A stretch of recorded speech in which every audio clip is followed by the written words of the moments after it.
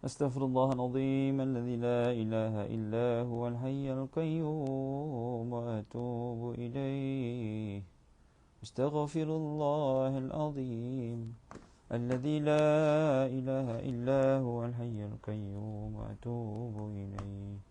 أستغفر الله العظيم الذي لا إله إلا هو الحي القيوم وأتوب إليه. اللهم أنت ربي لا إله إلا أنت خلقتني وأنا عبدك وأنا على عهدك ووعدك ما استطعت.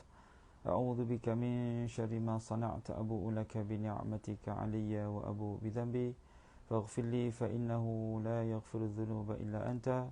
اللهم صل على سيدنا محمد وعلى آل سيدنا محمد كما صليت على سيدنا إبراهيم وعلى آل سيدنا إبراهيم وبارك على سيدنا محمد وعلى آل سيدنا محمد كما باركت على سيدنا إبراهيم وعلى آل سيدنا إبراهيم في العالمين إنك حميد مجيد. أستغفر الله العظيم أستغفر الله العظيم أستغفر الله العظيم الذي لا إله إلا هو الحي القيوم وأتوب إليه. Assalamualaikum warahmatullahi wabarakatuh. Kita mulakan pertemuan pada pagi ini dengan membaca Ummul Kitab Al-Fatihah. A'udzu billahi minasyaitonir rajim. Bismillahirrahmanirrahim. Alhamdulillahi rabbil alamin. Ar-Rahmanir Rahim. Maliki yaumiddin. إياك نعبد وإياك نستعين اهدنا الصراط المستقيم صراط الذين أنعمت عليهم غير المغضوب عليهم ولا الضالين آمين. إن الحمد لله نحمده ونستعينه ونستهديه ونستغفره ونعوذ بالله من شرور أنفسنا ومن سيئات أعمالنا. من يهده الله فلا مضل له ومن يضلل فلا هادي له. أشهد أن لا إله إلا الله وحده لا شريك له وأشهد أن سيدنا محمدا عبده ورسوله. سبحانك لا علم لنا إلا ما علمتنا إنك أنت العليم الحكيم. قال رب اشرح لي صدري ويسر لي أمري واحلل عقدة من لساني يفقهوا قولي. أما بعد. Sidang penonton, tuan-tuan perempuan yang dirahmati Allah Subhanahu wa taala sekalian, pertama dan selamanya kita merafakkan syukur pada Allah Subhanahu wa taala kerana dengan kesempatan dan anugerah daripada Allah taala kita masih lagi bernafas pada pagi ini dengan nikmat iman, dengan nikmat Islam, kita dapat berjalan di atas syahadah la ilaha illallah, tiada tuhan melainkan Allah, dan Muhammad Rasulullah, Nabi Muhammad sallallahu alaihi wasallam itu nabi Allah. Dan syukur pada Allah Subhanahu wa taala kita dapat sama-sama bertemu pada hari Jumaat pula. Hari Jumaat yang digelar sebagai Sayyidul Ayyam, penghulu segala hari. Yang mana kata Nabi sallallahu alaihi wasallam, barang siapa bertemu dengan hari Jumaat, al-jum'atu ilal jum'ati, Jumaat ke Jumaat, merupakan kafarah bagi dosa-dosa kecil. Jadi subhanallah, dengan hanya bertemu dengan hari Jumaat sahaja, dengan syarat tidak dilakukan sebarang dosa besar, maka gugurlah dosa-dosa kecil. Ya subhanallah. Dan nikmat juga apabila kita bertemu dengan bulan Rejab. Bulan Rejab yang digelar sebagai bulan haram, bulan yang mana kita dituntutkan untuk banyak membesarkan Allah Subhanahu wa taala. Asal usul bulan haram adalah bagaimana umat-umat Arab jahiliyah pada peringkat awalnya, mereka dilarang untuk berperang pada bulan haram, Zulkaidah, Zulhijjah, Muharram dan juga Rejab.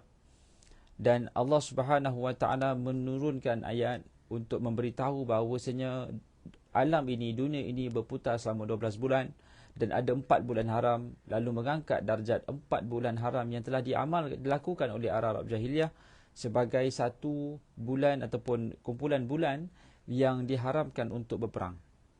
Maka termasuk jugalah bulan Rejab, bulan yang kita dituntut untuk membesarkan Allah Subhanahu wa taala. Kerana bulan inilah ya, kita kena banyak membesarkan Allah Subhanahu wa taala dengan mengisafi kekerdilan hakikat penciptaan manusia. Tuan-tuan puan, kita ni insan yang sangat kerdil dan lemah. Ya, kita tidak mampu mengawal degupan jantung kita walaupun beberapa saat yang akan datang. Ya, kita tidak mampu nak mengawal degupan jantung, aliran darah, tapisan segala macam organ yang berada dalam badan kita ni, kita tak mampu nak mengawalnya. Dan ada pula satu organ, contohnya mata sebagai contoh. Kita tak dapat nak kawal bagaimana kantar mata tu besar dan menguncup. Bila cahaya banyak, maka kantar kita kecil. Bila cahaya tak banyak, maka kantar mata kita besar. Itu menunjukkan bahawasanya mata itu berfungsi mengikut kehendak Allah Subhanahu Wa Taala, mengikut sesuainya keadaan. Kita tidak pernah minta mata kita untuk besar dan kuncup. Kita tidak pernah minta buah pinggang kita sentiasa menapis air. Tetapi Allah Subhanahu Wa Taala telah mengurniakan segala-galanya kepada kita untuk membuktikan bahawasanya Allah Subhanahu Wa Taala terlebih dahulu telah memuliakan kita dengan kasih sayangnya.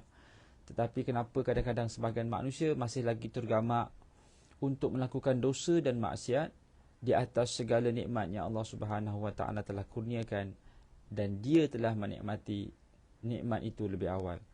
Mewakili barisan AJK Surau An-Nur Fasa 3E Bandar Serban Selatan mengalu-alukan kedatangan tuan-tuan perempuan ke Facebook Surau An-Nur untuk sebarang sumbangan boleh disalurkan ke 0501-2010-053038 Bank Islam, untuk sama-sama kita menyemarakkan semangat subuh untuk kita bersedekah ataupun dipanggil sedekah subuh. Sedekah subuh ni sedekah waktu pagi lah. Bagaimana malaikat diutuskan oleh Allah Subhanahu Wa Taala untuk mendoakan mereka yang bersedekah subuh. Selamat datang kepada Makcik Atikah Tukimin, Masya Allah. Terima kasih Makcik Atikah daripada Melaka, kepada Kak Bunga Lawang, Kak Hadijah daripada Rawang, Waalaikumsalam. Kepada semua yang hadir didoakan kebaikan berpanjangan, Allahumma amin. Kepada Kak Rafiah Ismayadi, Allahumma salli ala Muhammad. Kak Zainul Majid, Waalaikumsalam warahmatullahi wabarakatuh. Kak Liza Haji Hamdan daripada Bandar Tun Hussein On, terima kasih atas kehadiran. Mudah-mudahan kita mendapat kebaikan di dunia dan di hari akhirat. Sebagaimana kata Nabi SAW, barang siapa yang solat subuh lalu duduk di tikas jadahnya menunggu sehinggalah waktu terbit matahari sampai waktu isyraq, dia solat 2 rakaat, maka kata Nabi SAW, baginya pahala umrah sempurna. Beruntung siapa yang mengamalkan hadis ini. Masa saya belajar di Jordan dulu, tuan-tuan dan puan, saya ada seorang lecturer, dia hidup di dalam penjara. Penjara maksudnya penjara rumah. Maksudnya dia hanya boleh pergi rumah dia boleh pergi universiti untuk mengajar. Dia tak boleh keluar negara. Jadi dia tak boleh buat umrah dan haji. Jadi disebabkan dia tak boleh buat umrah dan haji, dia berpegang sungguh pada hadis itu. Lalu dia setiap pagi dia akan duduk di masjid sampai waktu isyraq. Lalu sebelum keluar masjid, dia solat sunat 2 rakaat. Sebab dia kata apa? Sebab kata Nabi SAW, barang siapa yang solat subuh lalu duduk sebentar sehinggalah terbit fajar, lalu dia solat sunat 2 rakaat selepas itu waktu isyraq, maka baginya pahala umrah sempurna. Sebenarnya umrah ni kita boleh dapat pahala sempurna tu, barang siapa yang duduk di surau, barang siapa yang duduk di tempat solat dia tu sampai waktu isyraq. Maksudnya fokus untuk ingat pada Allah Subhanahu Wa Taala. Dan orang lelaki mestilah di surau, orang perempuan di rumah lah. Orang perempuan ni kita panggil dia ahli rumah. Orang lelaki dipanggil ahli masjid, ahli surau. Jadi orang lelaki tempatnya di surau, orang perempuan tempatnya di rumah. Afdal solat bagi wanita adalah di rumah. Kalau dia pergi umrah, dia menunaikan umrah itu afdal. Tapi solatnya tetap paling besarnya di rumah, walaupun solat sunat 2 rakaat di Masjidil Haram dan Masjidil Aqsa. Solat sunat bagi seorang wanita itu afdal dan besar pahalanya ketika di dalam rumah. Besar ni dia tidak boleh bandingkan apple to apple, kerana pahalanya berbeza. Pahala untuk wanita solat di rumah di tempat yang tersembunyi, pahalanya besar. Berbeza dengan orang lelaki yang solatnya di masjid, itu ada pahalanya. Jadi cara penyampaian Nabi SAW ni bergantung pada siapa yang Nabi bercakap. Kalau Nabi bercakap dengan lelaki, Nabi akan beritahu, solat kamu di sini lebih afdal. Kamu berperang fi sabilillah afdal. Kamu jaga mak ayah, itu afdal. Bagi wanita, Nabi SAW meletakkan cara penyampaiannya, wanita afdalnya solatnya di rumah. Kalau kita bandingkan, ustaz, kalau macam tu ustaz, rugilah saya tak dapat semayang di masjid 27 pahala. Solat wanita di rumah lebih besar daripada itu. Dia berada di kumpulan pahala yang berbeza. Kita kena faham konteks bagaimana Nabi bercakap dengan sahabat bergantung pada situasi. Ada kalanya sahabat dia ni suka berperang, tetapi Nabi kata, kamu ada mak bapak tak? Ada. Khidmat pada mak bapak kamu itu lebih besar pahala. Ada kalanya sahabat itu dia dia nak berperang. Tapi dia katakan Nabi, ya Rasulullah, apakah amalan yang paling afdal? Nabi kata, amalan afdal bagi kamu solat di awal waktu. Maksudnya bagi diri dia tu, berperang tu dah jadi perkara biasa dah. Tapi kalau solat awal waktu tu susah. Jadi solat awal waktu tu bagi setengah orang, besar dia punya mujahadah dia.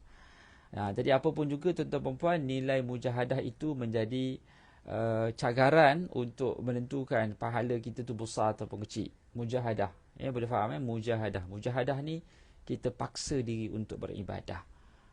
Kita kena paksa diri. Nilai paksaan itulah yang menyebabkan pahala kita makin besar. Mujahadah. Baik. Kita masih lagi membahaskan bertajuk berkenaan dengan kitab Minhajul Abidin. Minhajul Abidin karangan Imam Al-Ghazali. Wasiat Imam Al-Ghazali. Kita bercarakan berkenaan dengan tawakal. Tawakal ini merupakan satu amalan hati yang Allah Ta'ala angkat. Allah kata apa? Innallaha yuhibbul mutawakkilin. Ustaz khas menunaikan umrah, solat di hotel sebaiknya ke maksudnya? Bagi Kak Syah, okey, Kak Syah tanya, adakah khas untuk wanita? Ustaz khas menunaikan umrah, solat di hotel sebaiknya ke? Okey, macam ni. Dia bila kita dah di sana, afdalnya kita memanglah menunaikan umrah. Dan kalau kita dah sampai di Mekah dan di Madinah, kalau kita dapat solat di Masjid Nabawi dan Masjidil Haram, kita dapat tak pahala tu? Dapat. Dapat tak pahala tu? Dapat. Tapi kalau kita beramal berdasarkan kepada hadis Nabi SAW itu untuk solatnya di rumah itu lebih afdal bagi seorang wanita, maka kita iktibarkan hotel itu adalah bilik ataupun tempat tertutup bagi wanita, maka pahalanya lebih besar. Lebih besar. Sebab Nabi SAW sebut lebih afdal. Afdal maksudnya lebih utama dan lebih tinggi pahala berbanding solat di masjid. Pada ketika itu Masjid Nabawi. Pada ketika itu Masjid Nabawi. Jadi kalau kita faham maksud solat itu, maka kita boleh solat di hotel untuk dapat pahala yang besar. Tapi salah ke kita solat di masjid pada ketika itu? Tidaklah salah. Tidaklah salah. Tapi pahala dari sudut pahalanya berbeza. Nabi sebut afdal. Jadi menjawab persoalan kepada Kak Denisha Baharum daripada Banting. Jadi solat seorang wanita afdalnya tetap di tempat yang tertutup, di dalam rumah tempat yang terselindung. Begitu. Dari sudut afdal. Afdal maksudnya pahala besar. Cuma bagi lelaki, cara Nabi SAW menyampaikan kepada lelaki, kamu solat di masjid aku ni dapat 100,000 pahala. Mana kamu nak? Gitu. Jadi Nabi beritahu dekat lelaki, semayanglah di masjid. Bagi wanita, afdalnya semayang di rumah. Begitu. Maksudnya gelanggangnya berbeza lah. Gelanggangnya berbeza. Bila gelanggang berbeza, maka cara menangnya beza. Boleh cakap gitu kan? Boleh kan? Kalau main bola, cara menang dia lain. Kalau main badminton, cara menang dia lain. Jadi gelanggang wanita macam ni, cara dia berkhidmat, cara dia mendapat pahala. Bagi orang lelaki, pahala dia gini. Kita nak main badminton tak boleh ikut undang-undang bola sepak. Gitulah, lebih kurang macam itulah saya panggil analogi ni, dia panggil perbandingan. Bagi wanita ada dia punya skop ibadah pahala yang besar. Bagi lelaki dia ada skop dia. Begitu Tapi boleh tak dia bercampur semua? Boleh dapat pahala yang besar, tetapi afdal bagi wanita solatnya di dalam rumah yang tertutup. Tapi kalau dah sampai Madinah, Ustaz, takkanlah saya sembahyang dalam bilik. Jadi tu pulang, nak sembahyang di masjid silakan, tak ada masalah. Tidak ada larangan. Tetapi afdal kata Nabi SAW, solatnya di rumah dan tempat yang tersembunyi. Boleh faham insya-Allah. Baik, kita menyambung, kita masuk bahagian keempat iaitu benteng tawakal. Benteng tawakal itu ialah pendorong kepada seseorang untuk sentiasa ingat akan jaminan Allah. Jika seseorang ingat akan jaminan yang telah ditetapkan oleh Allah, nescaya dia akan bertawakal. Adapun benteng dari benteng tawakal ialah mengingati keagungan Allah, kesempurnaan ilmunya dan juga kekuasaannya, serta percaya bahawa Allah tidak mungkin memungkiri janji. Allahu Akbar. Sifat tawakal ni dia ada benteng. Benteng ni maksudnya cara kita bercakap dengan dirilah. Kita cara kuatkan diri kita bila kita faham maksud tawakal.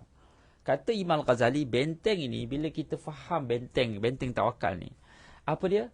Dia adalah mengingati keagungan Allah, kesempurnaan Allah dan kekuasaan Allah. Orang yang boleh rasa tenang, dipanggil bahasa orang putihnya peace of mind. Apa maksud peace of mind? Tenang. Peace of mind ni dalam bahasa dunia insurance, ya, dia kata kita kena ambil insurance untuk ada peace of mind. Tenang kan minda. Jadi peace of mind tu kira tenang lah. Kita kalau cukup makanan, kita lebih bertenang daripada makanan tak cukup. Kita kalau tahu jalan nak balik kampung, lebih tenang berbanding kita tak tahu jalan nak pergi ke satu destinasi. Jadi subhanallah, macam mana kita nak timbul tenang bila kita yakin dengan perjalanan itu selamat. Dan kata Imam Ghazali, yakinnya kita kepada konsep tawakal apabila kita berserah kepada Allah Ta'ala, kita kena faham 3 itulah tadi. Kita kena tahu Allah Maha Sempurna, kita kena tahu Allah Maha Agung, kita kena tahu Allah Maha Kuasa. Kalau kita contohnya lemas dalam lautan sungai, kita nampak ada dahan pokok yang utuh, kita berpaut pada dahan tu kan. Bila kita berpaut pada dahan tu, kita rasa apa? Kita rasa yakinnya dahan itu tak akan tumbang. Dan itulah nilai tawakal. Dan kalau katalah patah dahan tu, maka kita takutlah. Pada ketika itu, kita sahlah maksudnya dahan tu tak kuat. Tapi kebergantungan kita pada Allah Ta'ala di dalam saat kita bertawakal, dan kita kena yakin sungguh-sungguh bahawasanya Allah Maha Berkuasa. Dengan yakinnya kita pada Allah Maha Berkuasa, maka selesailah konsep tawakal kita. Ya? Masya Allah. Masya Allah. Terima kasih atas semua yang komen. Masya Allah. Baik. Sambung sikit lagi. Dengan demikian, jika seseorang sentiasa ingat perkara-perkara tersebut, nescaya dia akan terdorong untuk bertawakal kepada Allah dalam urusan rezeki. Bila kita faham Allah Ta'ala Maha Kuasa, kita faham Allah Ta'ala Maha menentukan segala-galanya, kita faham Allah Ta'ala memiliki kekuasaan dan Maha Kaya, maka kita akan rasa seronok untuk bertawakal kepada Allah dan Allah Ta'ala akan buka urusan rezeki kita. Urusan rezeki kita akan terbuka. Sebab apa? Sebab kita beryakin dengan Allah Ta'ala yang Maha Pemberi rezeki. Dia beza macam ni tuan-tuan. Bila kita, tuan-tuan, bila kita diuji, ya perempuan sekalian, bila kita diuji, Allah Ta'ala nak tengok sejauh mana kita kembali kepada dia. Dan sedangkan Allah Ta'ala ni Maha Pemberi rezeki. Bila Allah Ta'ala Maha Pemberi rezeki, maka rezeki itu milik dia. Allah Ta'ala ambil sikit rezeki untuk kita sedar bahawasanya rezeki itu bukan di tangan manusia, tetapi rezeki itu di tangan Allah. Jadi bila kita tahu rezeki itu di tangan Allah, di dalam kekuasaan Allah, lalu hilang sikit, kita gabrah ke ataupun kita tenang. Gabrah ni tak tahulah bahasa Kuala Lumpur ni gabrah. Jangan gabrah sangat. Kan gabrah ni tak tahulah bahasa Kuala Lumpur, mungkin tempat lain kot. Maksudnya takut. Adakah kita ni takut bila mana rezeki kita hilang? Sebenarnya kalau kita takut, mungkin nilai tawakal kita pada Allah jatuh. Nilai tawakal kita pada Allah meningkat bila kita tahu dan yakin bahawasanya Allah Subhanahu Wa Taala Maha Pemberi rezeki. Begitu nah. Mudah-mudahlah kita ni, kalau kita bercakap dengan bos kata saya boleh bagi jaminan ke awak 3 bulan kalau awak deliver tugas ini, insya-Allah awak confirm kerja. Dapat confirmation lah. Jadi kita dah fulfill semua requirement untuk confirm kerja. Dan bos tu pula memang bos yang boleh menentukan, mengesahkan pekerjaan kita. Maka kita akan cukup yakin untuk buat apa yang bos suruh. Sebab kita dah berakad dengan dia. Kalau kita buat, kita dapat. Jadi kita akan buat sungguh-sungguh. Begitulah sifat orang yang bertawakal pada Allah. Dia buat apa yang Allah suruh, tinggal apa yang Allah larang. Itulah maksud tawakal. Ya. Fa iza azamta fatawakkal 'ala Allah. Bila kamu berazam, kamu bertawakal pada Allah. Bila kita berazam lalu kita bertawakal pada Allah, itulah nilai tawakal. Ya, kita berazam, kita dah berusaha, lalu kita serahkan pada Allah. Nilai tawakal itu paling besar setelah kita serahkan dia. Dan kita putuskan apa yang kita lakukan itu sebagai asbab kepada tercapainya nikmat itu. Selamat datang pada semua yang hadir pada pagi ini. Waalaikumsalam jami'an semuanya. Ya, kita putuskan usaha kita yang telah menyebabkan sesuatu nikmat itu kita rasai. Itu terbaik. Baik, sambung. Adapun yang dimaksudkan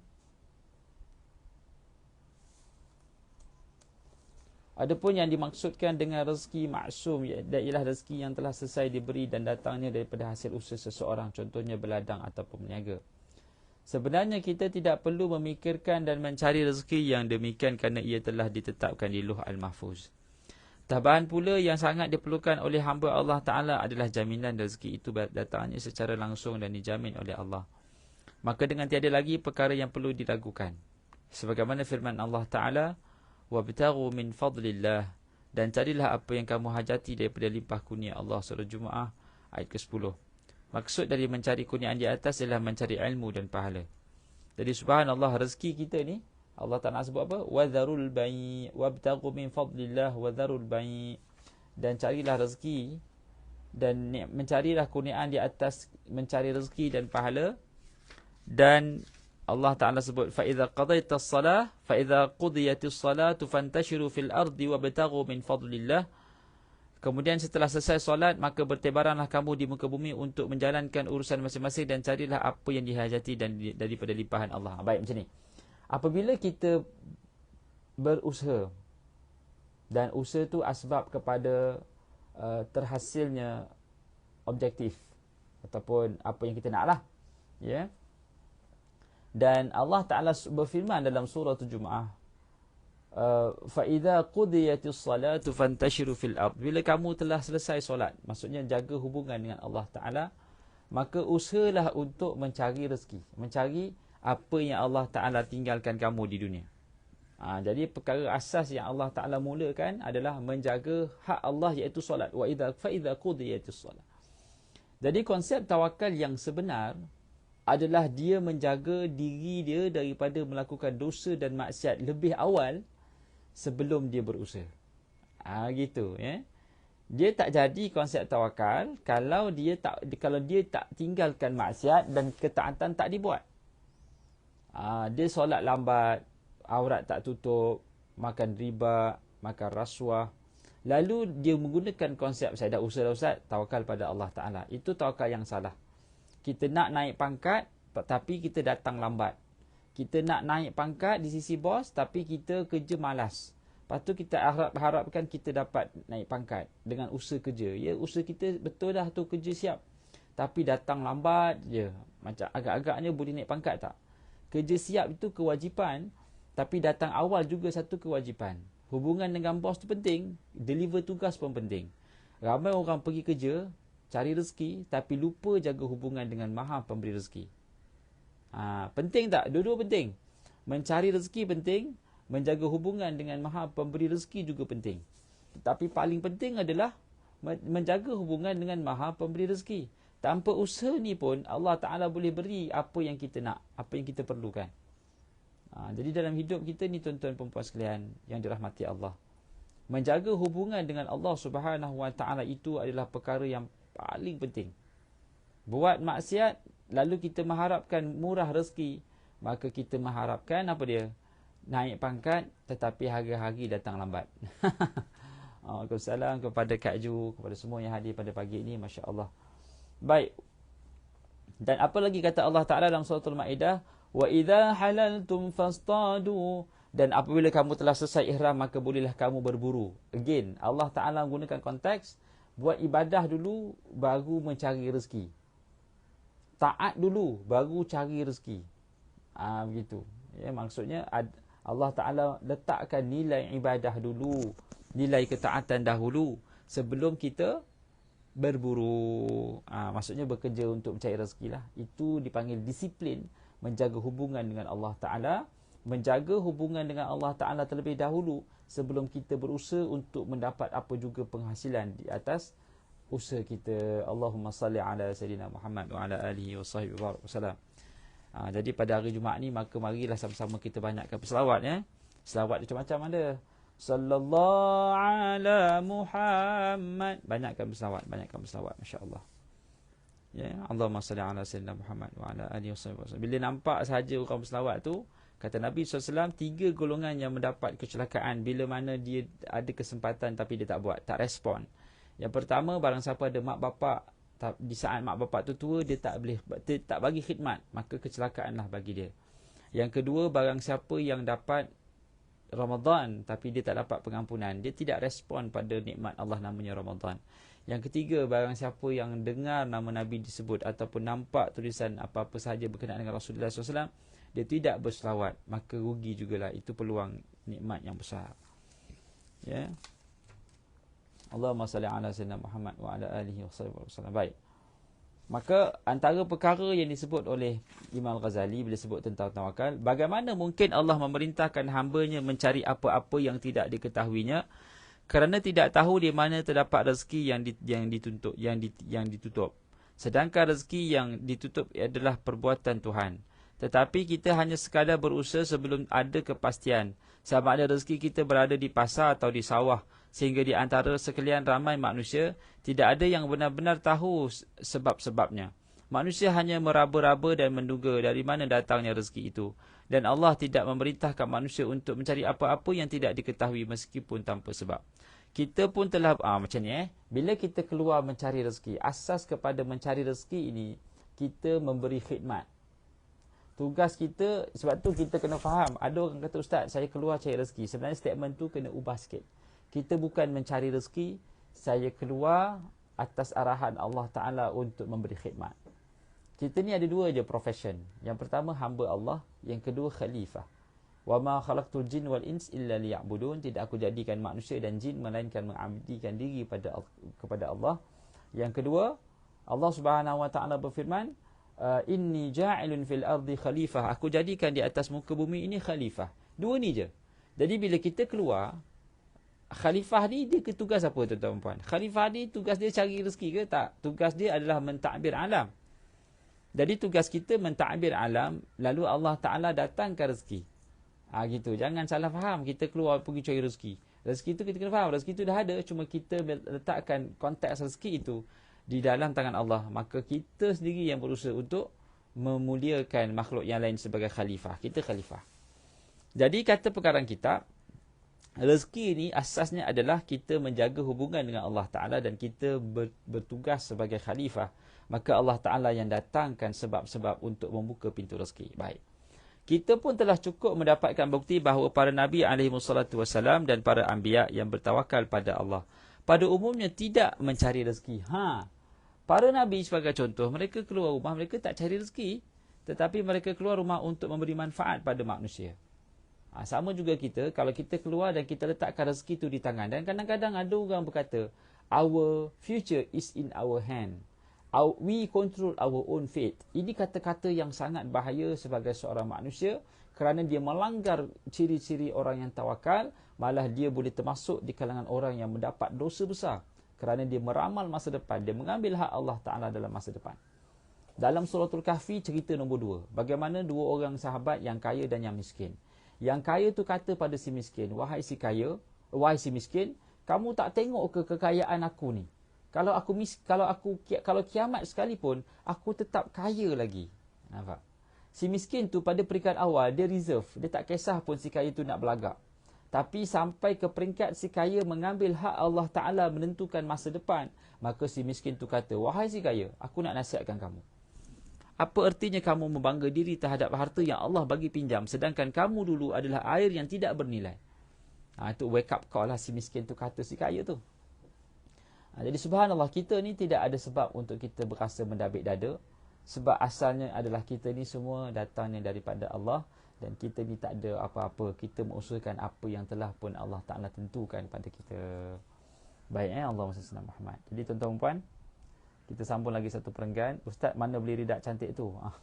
Terima kasih kepada Eliza Elis daripada Kuching, Sarawak. Masya Allah. Ada daripada Muar, daripada Melaka, daripada Banting. Ridak ni ada orang hadiahkan. Ya. Saya punya ridak, kalau di masjid ada orang, saya kebanyakan ridak saya semua orang hadiahkan. Ya. Saya tak beli pun. Saya nak beli tapi orang tu tak apalah. Ada yang beli. Saya beli, saya bagi orang.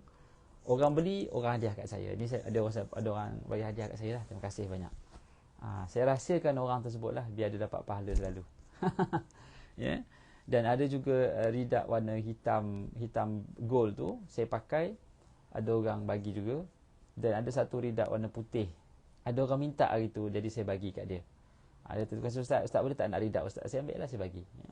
Terima kasih pada sudi menghadiahkan ridak. Baik. Siapa nak saya pakai, bagilah. InsyaAllah saya sudi je pakai. Saya minta maaf lah, tapi kalau ada orang bagi, insyaAllah saya akan muliakan orang yang memberi itu dengan saya selalu pakai. Ya. Baik. Jadi insyaAllah kita berhenti di sini dahulu. Mudah-mudahan Allah Ta'ala merahmati dan memberkati. Hari Jumaat, ingat, banyakkan 5S. Apa dia? Banyakkan senyum, banyakkan sedekah, banyakkan selawat, banyakkan bacaan suratul kahfi, dan jangan lupa banyakkan sabar. 5S. Solat, senyum, sedekah, syukur, suratul kahfi, dan sabar. Ya, banyakkan sabar dan banyakkan berterima kasih pada Allah Ta'ala. Jadi apa yang baik itu daripada Allah Ta'ala, yang kurang itu kelemahan diri saya. Mewakili barisan seluruh AJK Surau An-Nur Fasa 3 Seremban Selatan, mengalu-alukan kedatangan tuan-tuan perempuan ke Facebook surau, dan untuk sumbangan boleh terus disalurkan ke nombor yang tertera yang telah di-tag oleh tuan admin di page surau. Mudah-mudahan kita mendapat kebaikan di dunia dan di hari akhirat. Allahumma salli ala sayyidina Muhammad. Baik Ustaz, alhamdulillah, jazakallahu khair, masya-Allah. Terima kasih pada Kak Bunga Lawang daripada Rawang, Masjid Atikah daripada Melaka, Aliza Elis daripada Sarawak, Kak Liza Haji Hamdan daripada Bandar Tun Syed On Ceras. Terima kasih atas kehadiran. Aku lumaza tasma'un. Aku qauli hadza wa astaghfirullahal azim li wa lakum. Jangan lupa tekan button like dan share. Kita berkongsi video, kita berkongsi pahala insya-Allah. Wassalamualaikum warahmatullahi wabarakatuh. Tangguh pertemuan dengan tasbih kafarah dan suratul Asr. Subhanakallahumma wa bihamdika asyhadu an la ilaha illa anta astaghfiruka wa atubu ilaik. Bismillahirrahmanirrahim. Wal 'asri innal insana lafi khusr illa alladhina amanu wa 'amilus salihat wa tawassaw bil haqqi wa tawassaw bis sabr. Assalamualaikum warahmatullahi wabarakatuh. Terima kasih semua. Jumpa nanti insya-Allah.